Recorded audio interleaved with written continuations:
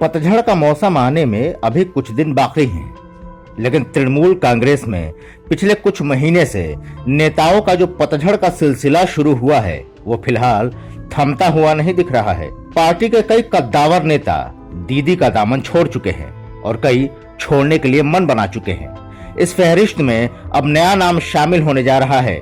कभी दीदी के खासम खास रहे दिनेश त्रिवेदी का। पार्टी के गठन से लेकर अभी तक अहम जिम्मेदारी निभाने वाले दिनेश त्रिवेदी ने अचानक ही राज्यसभा सांसद से इस्तीफा देने की घोषणा कर दीदी और उनकी पार्टी को जोर का झटका दिया। राज्यसभा में उन्होंने बोलते हुए कहा कि मैंने अंतरात्मा की आवाज सुनकर यह फैसला लिया है। उन्होंने कहा कि जिस तरह से पश्चिम बंगाल में हिंसा हो रही है, मुझे बैठे बैठे लगता है कि मैं क्या करूं। असल में हम जन्मभूमि के लिए ही हैं। एक पार्टी में है तो उसका अनुशासन है। मुझे घुटन महसूस होती है कि मैं कुछ कर नहीं पा रहा हूं। आज मेरी आत्मा ये कह रही है कि यहाँ बैठे बैठे अगर चुपचाप रहो और कुछ नहीं कर सकते हो तो इस्तीफा दे दो। मैं आज यहाँ से इस्तीफा दे रहा हूँ। त्रिवेदी के इस्तीफे को पार्टी बड़ा झटका नहीं मान रही है।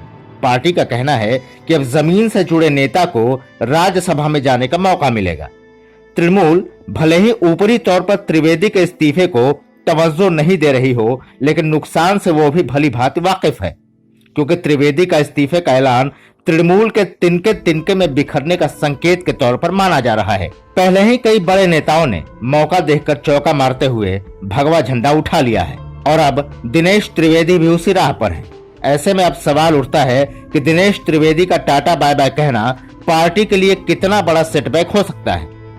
वैसे तो दिनेश त्रिवेदी मास लीडर के तौर पर नहीं जाने जाते थे, लेकिन उनके अंदर मैनेजेरियल स्किल अच्छी खासी है। वो दिल्ली से तृणमूल के लिए अच्छी तरह से जमीन तैयार करते थे।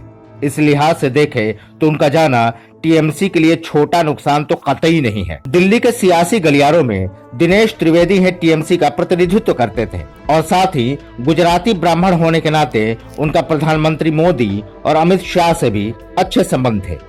ऐसे में कहा जा सकता है कि ग्रास रूट लीडर के तौर पर पार्टी को नुकसान तो नहीं हुआ, लेकिन पार्टी और दीदी को फेस वैल्यू का नुकसान जरूर हुआ। त्रिवेदी पार्टी के संस्थापक सदस्य थे और एक समय था जब दीदी उन पर सबसे ज्यादा यकीन करती थी।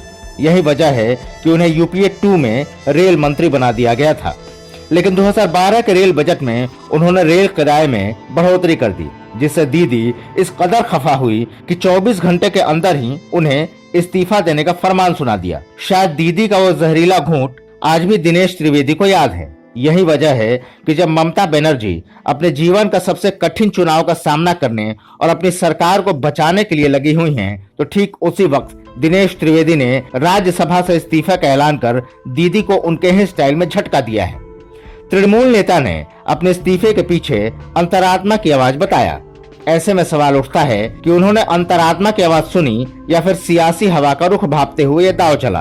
खैर, ये तो वक्त बताएगा, लेकिन दीदी के लिए यकीनन बहुत ही कठिन समय चल रहा है, जब उनके ग्रास रूट से लेकर प्रबंधन क्षमता वाले नेता एक एक करके उनका साथ छोड़ रहे हैं।